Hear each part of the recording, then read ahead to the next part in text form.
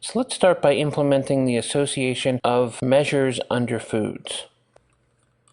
So here we have our Visual Studio project right where we left it at the end of Module 1. So if we simply just run this project, we can look at the API nutrition foods as the API we developed earlier.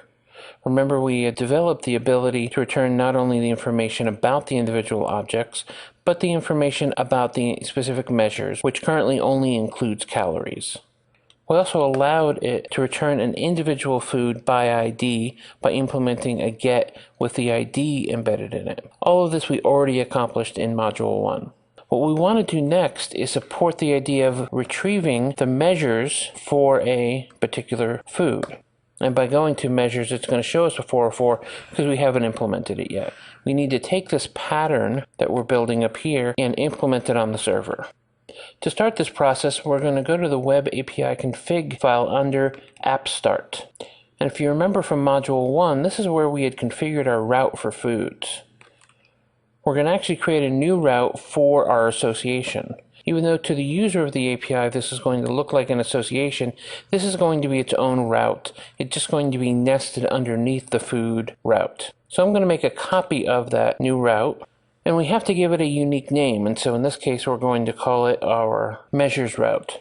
And we're going to want to take this route template and expand it to include measures as well as the ID for measures. So even though the beginning here is the same, as we add new elements at the end of the route template, it's no longer going to match, and so it's going to come down here and match this one instead. In this case, we're going to create a new controller that we're going to call the measures controller. So I'll go ahead and put the word measures in there so it can find a class called measures controller that we'll create in a minute. And in this case, the food ID is no longer optional. In order for us to return the measures or a specific measure for a food, the food ID must be supplied. So we can eliminate this as optional for food ID, but we want to make sure that the ID itself is optional. So in this way, the same route can support looking for measures under a food or the specific measure underneath the food, either the collection of measures for a particular food or the individual measure underneath that particular food. So we have that configured. Next, we want a controller. So I'm going to say add controller to the controllers folder, just like we did in Module 1. And I'm going to call it measures, and I'm calling it measures because that's what I specified here in the route. These are going to be matched because of that name. And just like we did with the foods controller earlier, we're going to create a new constructor. And that constructor is going to take an instance of the repository, and let's just bring in that namespace. And I'll just use refactoring here to generate a field for the repository so we can use it. We're also going to want to create an instance of the model factory. This code should look familiar if you remember what we did in Module 1, and bring in that namespace. And again, I'm going to use control period and just use the refactoring to create the private field for me. So we now have the elements we need to build the get method. So let's go ahead and create public IEnumerable measure. And again, we'll bring in that namespace. And so in constructing this, it's going to look a lot like what we saw in the foods controller. If we go over to the foods controller, we simply had a get that has some optional parameters, but that returned a numerable list that we're going to eventually get from the repository. But this is a little different. We actually have a required field here, and that is the food ID. Now, why is the food ID required inside the measures controller? It's required because if you remember, in the configuration of the route, we told it that we wanted the measures and that the ID was optional as one of the route parameters, but that the food ID parameter, because we didn't list it inside the defaults, is not optional. So any parameters you put in here with the little curly braces won't be optional unless you specifically mention it. And in this case, the food ID is required so we know which measures you're going after. And then it's a matter of just writing the code for retrieving the data in those measures. And here we have a method on the repository called getMeasuresForFood, where we can just give it our food ID. And just like before, we're going to want to use select and the model factory to create our models of measure. So that means this is going to return a measure model. Now we already built the measure model, and in fact we already built the create for the model factory because we were using it inside of the foods controller. The foods controller is building up both foods and related measures.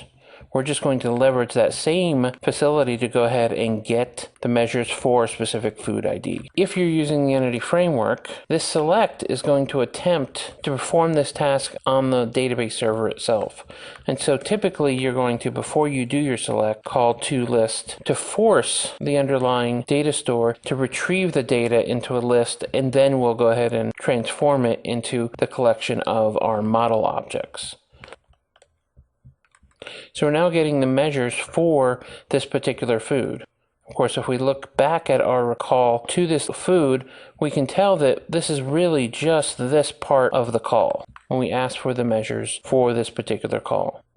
In that same way, we can implement the rest of the association by creating another method that's going to return a single measure model. And again, we still need to know what food we're going after, but in this case, we're also going to ask for the ID of which measure they're looking for. In order to get this, we'll just do the same thing we did before, but in this case, we'll ask our repository to just get the individual measure. Now in this case, we're not really using the food ID, but it might be a good idea to go ahead and check the food ID. If the results.food.food.id equals the food ID, so we're just going to guarantee that this measure in fact belongs underneath this food ID, so there's a consistency. We'll go ahead and just return modelfactory.create results. Otherwise, we'll return a null. This means that we can go ahead and get an individual measure. There's no indication here of what the ID of the individual measures here, so how do we know to make this 1? I happen to know it is 1, but we're going to add in the next module a way for us to look at what the actual URL for each of our elements is. That becomes important to describe to the user what individual items on the server are represented by what URL, so that they're easier to deal with.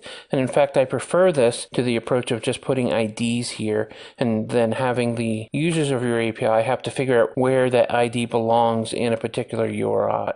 So let's do that next.